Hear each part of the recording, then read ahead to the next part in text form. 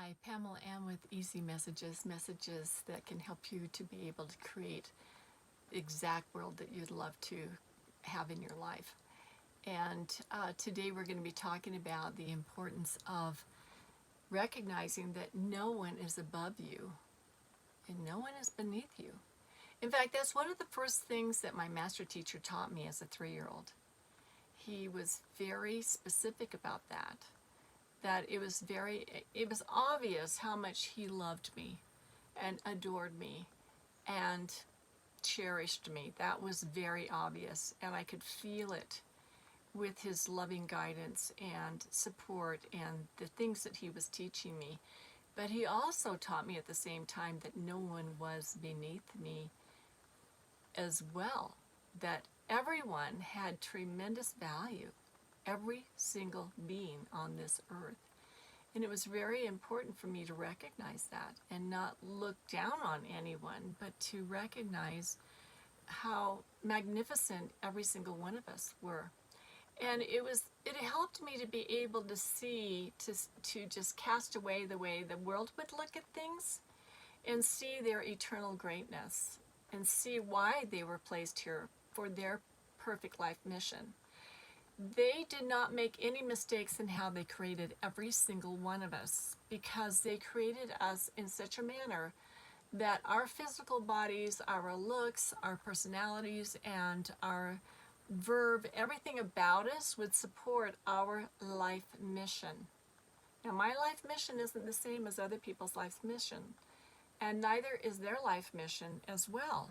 And so that's really important for me to recognize and understand that and be completely free of judgment in any of this regard.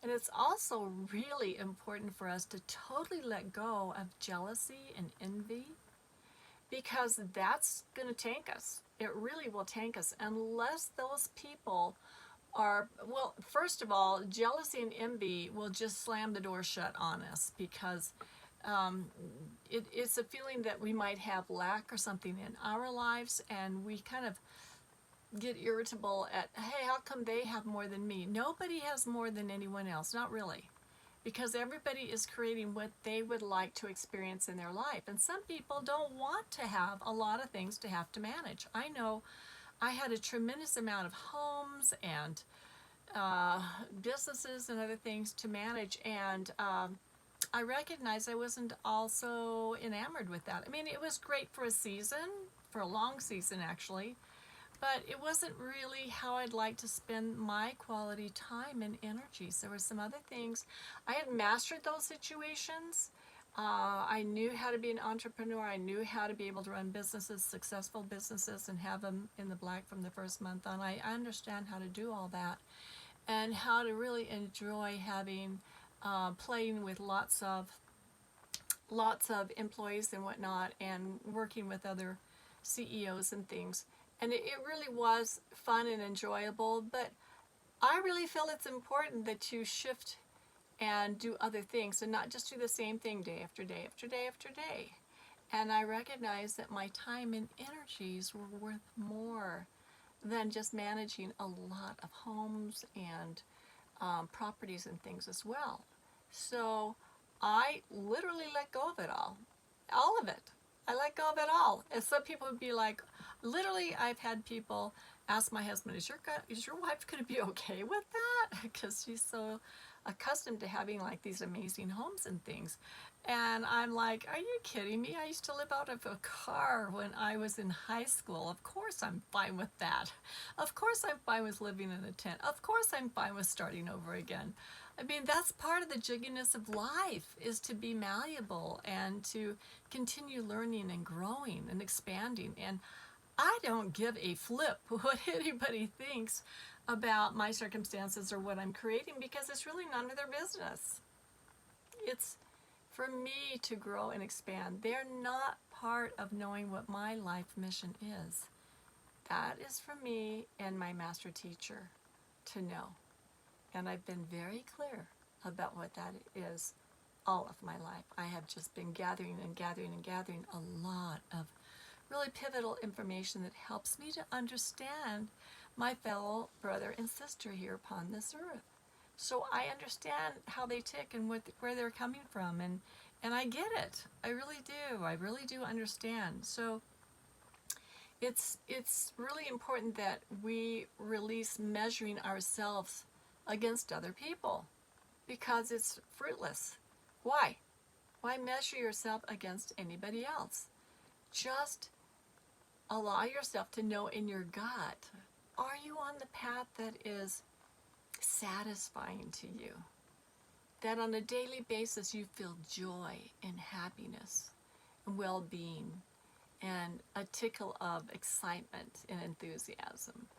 Do you feel connected to the divine? Are you authentic? Are you really who you are within, also without?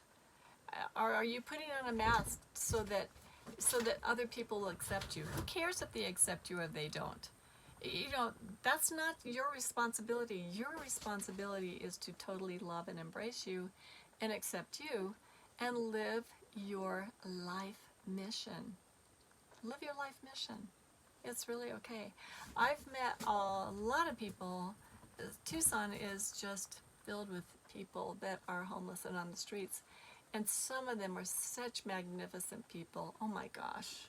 It's like they're angels that have come to help us know, have we mastered or have we let go of judging other people? Can we totally accept them just where they are, and see their eternal greatness?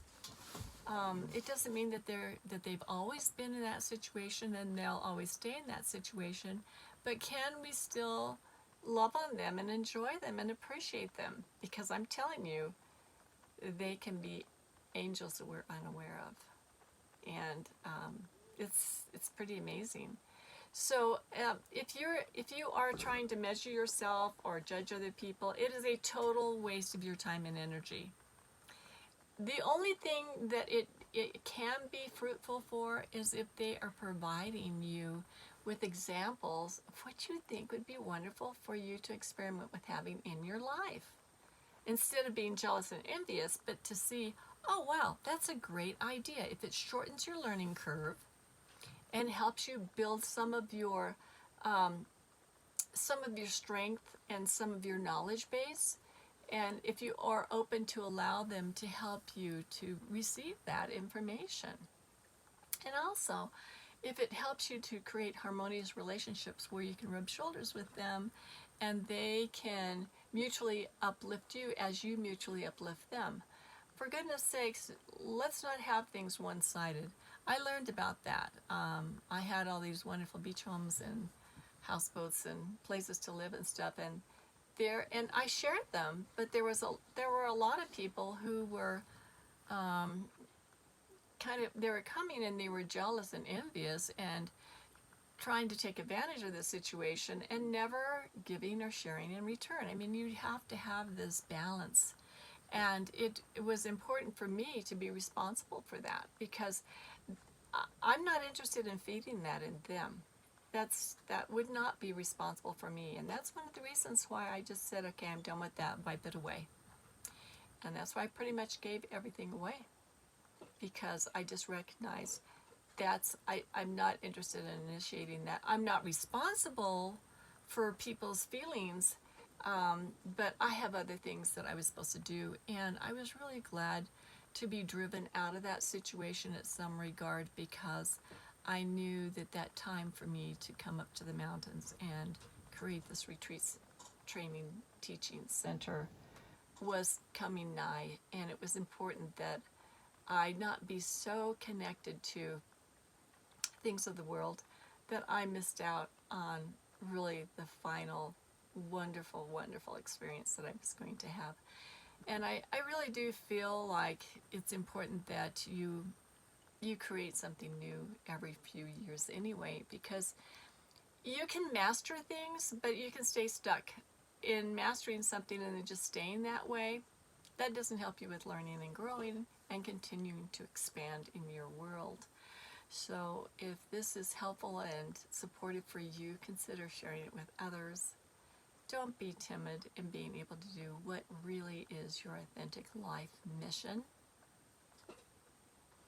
and consider sharing it with others because it might be truly what they're looking for. And consider subscribing below and ringing that, pushing that bell button so that you can always be included.